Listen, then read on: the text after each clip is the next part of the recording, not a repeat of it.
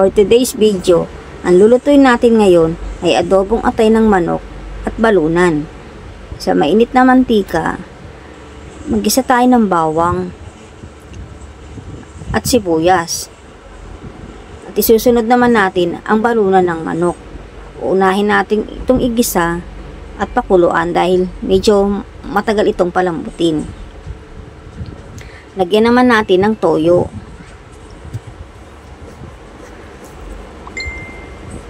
At paminta.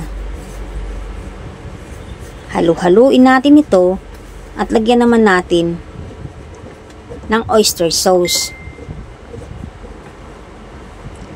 At pampalasa na magic sarap para masarap. Lagyan din natin ito ng tubig at pakuluan natin hanggang sa lumambot ang balunan. At pag ito'y malambot na, isunod naman natin ang atay ng manok.